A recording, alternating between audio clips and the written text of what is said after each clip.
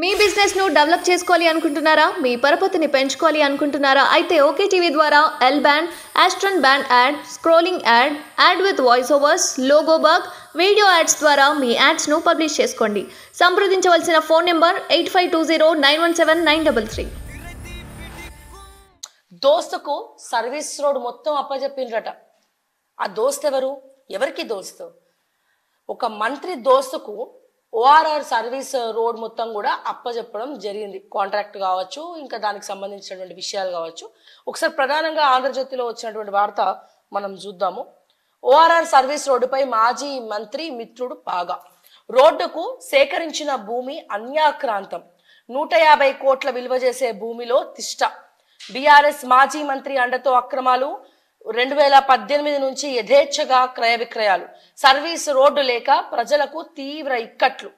గట్కేసర్లో outer junction వద్ద భూమాయ, స్థలాల అక్రమాలపై విచారణకు డిమాండ్. రోడ్డుకు సేకరించిన భూమి అన్యాక్రాంతం. ఒక మాజీ మంత్రి మిత్రుడికి ఓఆర్ఆర్ కి సంబంధించినటువంటి కాంట్రాక్ట్ అప్పచెప్తే 150 రోడ్డు కోసము సేకరించినటువంటి భూమి మొత్తం కూడా అతను నొక్కేసిండంట. నొక్కేసి సర్వీస్ రోడ్డు కూడా వేయలేదు. సో ఇది ప్రధానంగా వినబడుతుంది. అండ్ అలాగే ఆ భూమి విలువ 150 కోట్లు. అంటే 150 కోట్లు విలువ చేసే ఆ భూమి ఏదైతే ఉందో, సో దాన్ని మొత్తం కూడా మంత్రి అండదండలతోటి నొక్కేయడం జరిగింది. నిజంగా ఇప్పుడు ఫర్ ఎగ్జాంపుల్ నేను ఉంటా, నా ఫ్రెండ్ ఎవరో ఉంటారు, నాకు తెలిసిన వాళ్ళు ఎవరో ఉంటారు, అన్న జర చూడే కాంట్రాక్ట్ నాకు ఇప్పించు, నా జీవితం మారిపోతుంది. డెఫినెట్ గా మిత్రుడికి హెల్ప్ చేయడంలో తప్పు లేదు. సో మాజీ మంత్రి ఫ్రెండ్ కి ఓఆర్ఆర్ కాంట్రాక్ట్ రావడము తప్పు లేదు. కానీ నా క్వశ్చన్ ఏంటంటే, మాజీ మంత్రి ఫ్రెండ్ కి కాంట్రాక్ట్ రావడం తప్పు లేదు, కానీ ఆ మాజీ మంత్రిని అడ్డు పెట్టుకొని అడ్డదిడ్డంగా ప్రభుత్వం కోసం సేకరించినటువంటి భూమిని 150 కోట్ల భూమిని వాడు మింగడం అనేది తప్పు. అవునా కాదా? జనరల్ గా మిత్రుల వస్తూ ఉంటే అందరు కూడా హెల్ప్ చేస్తూ ఉంటారు, దాన్ని ఎవరం కూడా తప్పు పట్టలేము. ఫ్రెండ్ కి కాంట్రాక్ట్ ఇవ్వడం కూడా తప్పు అని నేను అనను.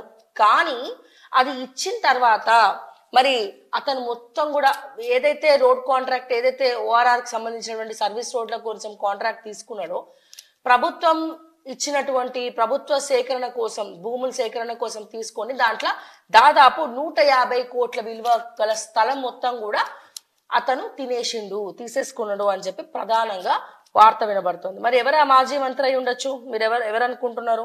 ఔటర్ రింగ్ రోడ్ కోసం ప్రభుత్వం సేకరించిన భూమిని ఇప్పటికే సంబంధిత యజమానులే అనుభవిస్తున్నారు. 150 కోట్లకు పైగా విలువైన సర్కార్ భూమి అన్యాక్రాంతమైనా పట్టించుకున్న నాదుడే లేదు. ఎందుకంటే భూ యజమాని గత ప్రభుత్వంలోని కీలక మంత్రికి స్నేహితుడు. మిత్రుడి మేలు కోసం ఆ మంత్రి కూడా తన శక్తి మేరకు సహకరించారన్న ఆరోపణలు ఉన్నాయి.